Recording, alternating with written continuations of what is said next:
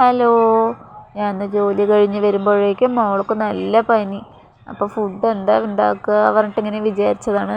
അപ്പോൾ കഞ്ഞിയും ചമ്മന്തി ഉണ്ടാക്കുക ഉപ്പേരിയെന്ന് വെച്ചിട്ട് ചോറ് അടുപ്പിൽ വെച്ചു. വെള്ളം അതിലേക്ക് റേഷൻ കടയിൽ നിന്ന് വാങ്ങിയ അരിയാണ്, നമ്മുടെ വെള്ളരി ഉണ്ടല്ലോ ആ അരിയാണ്. അത് കഴുകി നല്ലോണം കഴുകി വൃത്തിയാക്കി വെച്ച ശേഷം അതിൽ വാരിയിട്ടു.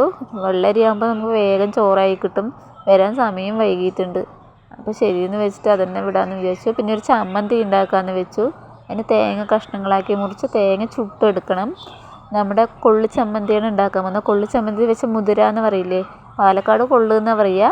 ആ മുതിരയും തേങ്ങക്കൊത്തും പുളിയും ഉപ്പും ഒക്കെ കൂടിയിട്ടിട്ട് ഒരു സിമ്പിളായിട്ടൊരു ചമ്മന്തി. അതിന് മുതിര വറുക്കാൻ വെച്ചു.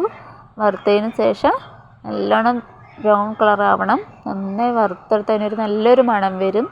അതിന് ശേഷം നമ്മുടെ തേങ്ങ കൊത്ത് മുറിച്ച് വെച്ചിട്ടില്ലേ, അത് ചുട്ടെടുക്കാൻ നമ്മൾ അടുപ്പിൽ തീയില്ല.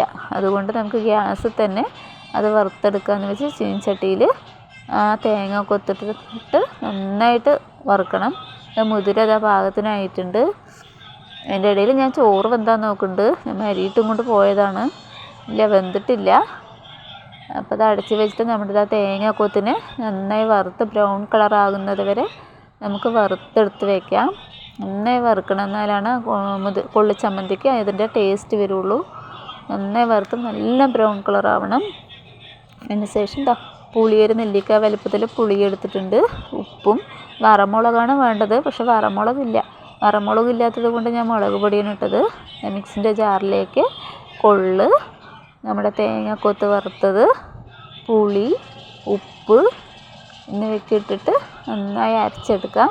നല്ല ടേസ്റ്റാണ് കേട്ടോ. ഒരു പറ ചോറ് വരെ ഉണ്ണും. പനിയായതുകൊണ്ട് വേറൊന്നും ആവശ്യമില്ല. ഇതുണ്ടെങ്കിൽ തൊട്ട് നോക്കിയിട്ട് എന്നാൽ കഞ്ഞി കുടിക്കാൻ പറ്റുമല്ലോ എന്ന് വെച്ചിട്ട് ചെയ്തതാണ്. അതിന് ചമ്മന്തി ആയിട്ടുണ്ട്. ഇതൊരു നാടൻ ചമ്മന്തിയാണ്. ഇടയ്ക്കൊക്കെ ഒന്ന് ട്രൈ ചെയ്ത് നോക്കണം, നല്ല ടേസ്റ്റാണ്. ജോലി കഴിഞ്ഞ് വരുമ്പോഴേക്കും മോള് ക്യാരറ്റ് തോരൻ ഉണ്ടാക്കാമെന്ന് പറഞ്ഞിട്ട് ക്യാരറ്റ് മുറിച്ചിട്ട് തോരൻ ഉണ്ടാക്കി വെച്ചിട്ടുണ്ട്.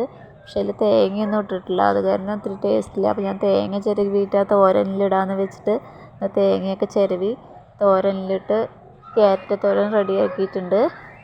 കഞ്ഞിയും തോരനും അടിപൊളി ചമ്മന്തിയും റെഡിയായിട്ടുണ്ട്. ഒരു ഉപ്പിലിട്ട നെല്ലിക്കയും വെച്ചിട്ടുണ്ട്. Okay, bye.